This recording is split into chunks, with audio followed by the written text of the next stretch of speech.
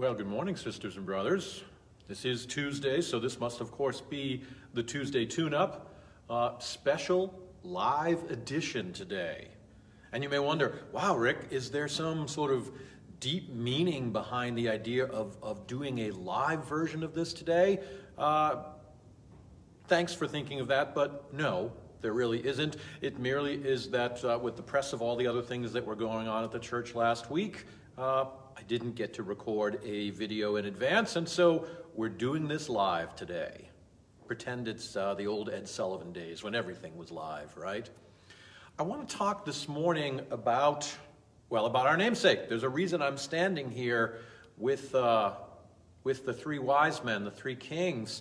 We are, as you probably know by now, Epiphany Episcopal Church. We actually began our life as the Episcopal Church of the Epiphany, but we realized that that name was, well, a little bit unwieldy and decided to truncate it a little bit. So we are Epiphany Episcopal Church. And being named for the Epiphany is a wonderful thing. It means these fine scholars, wise men, kings, whatever you want to refer to them as, are part and parcel of our life together. And we have a wonderful feast today, the Feast of the Epiphany, and unfortunately I wasn't able to be with you this past Epiphany. Thank you, COVID. But I thought it might make some sense during our Tuesday tune-up if we took a look at what exactly the Epiphany is and maybe talked about why we have a whole season of Epiphany. Let's start, as we do, with some scripture to help us understand what this is. This is the Message translation, and this is from Matthew's Gospel. After Jesus was born in Bethlehem village, this was during Herod's kingship, a band of scholars arrived in Jerusalem from the east. They asked around, "Where can we find and pay homage to the newborn King of the Jews? We observed a star in the eastern sky that signaled his birth. We're on a pilgrimage to worship him." Instructed by them, and they met with Herod, and we'll pass over that for a moment. Instructed by the king, they set off. Then the star appeared again, the same star that they had seen in the eastern skies. It led them on until it hovered over the place of the child. They could hardly contain themselves. They were in the right place. They had arrived at the right time. They entered the house and saw the child in the arms of Mary, his mother. Overcome, they kneeled and worshipped him. Then they opened their luggage and presented gifts, gold, frankincense, and myrrh. This is the Epiphany that took place at the birth of Jesus. And it's easy for us to think that's what the entire intent is, but let's unpack the word epiphany a little bit, shall we? Epiphany really means, an epiphany is a sudden realization, a sudden learning, a sudden aha kind of moment, when all of a sudden you know something that you didn't know before. We have the scholars from the East, the wise men. They didn't become kings until later, much later in history. They sort of acquired that. And by the way, the Bible doesn't tell us that there were three. We don't know how many there are. Three has become the tradition, but that's only because there were three gifts. Maybe a couple of them went in together. You know, that myrrh is kind of expensive stuff, so maybe a couple of them went in together. And there were 7 kings or 11 kings. And they may not necessarily have been kings. It says in this translation that they were scholars, that they were wise men, that they were magi, followers. That's where we get the word magician, by the way. Followers of their version of science. They were scientists, they were academics, they were any number of different things. But they came together for this one purpose. They saw the star, and they knew that it heralded the arrival of a new king, and so they wanted to go and follow that star and see this new king. And what they expected, I think, was just that, a new earthly king. Like so many other kings in the earth or on the earth at that time.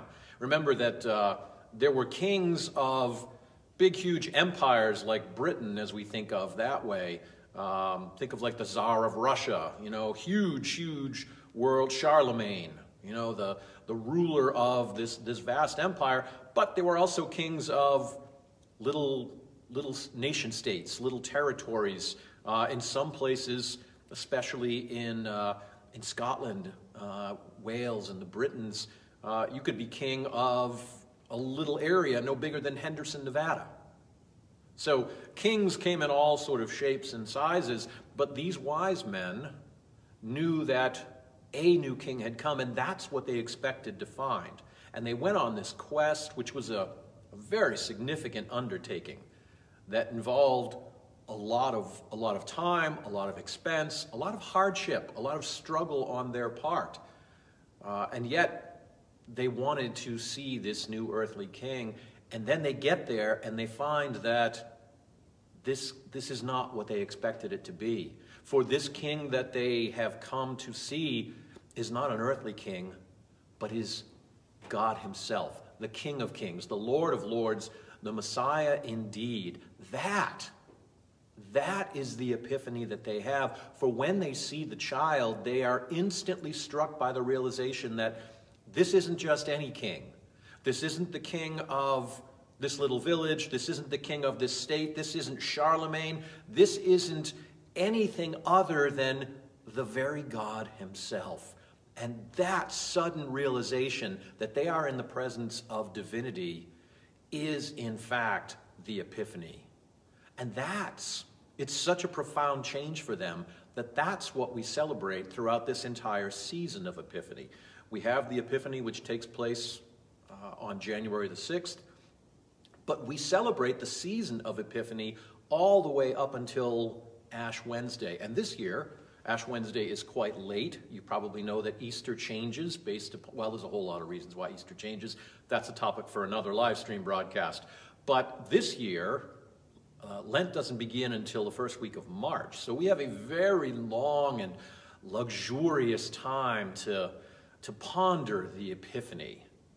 But not just the Epiphany, my friends. For yes, this Epiphany was a very significant one, but one of the reasons that we celebrate Epiphany is because we, like the Magi, like the scholars, like the kings, are also on a journey. And our journey is our life. We are constantly looking to learn new things, to find out more about who we are and what God wants of us. And so, like the Magi, we too journey through life seeking epiphanies, seeking new realizations, new knowledge about our lives, about ourselves, about our world, about our faith, about our God. It can be daunting if you think about it, but we live it on a day-to-day basis. And so a lot of times we are much like fish who swim in water and don't even realize that the water is there because it's just part of who and what they are.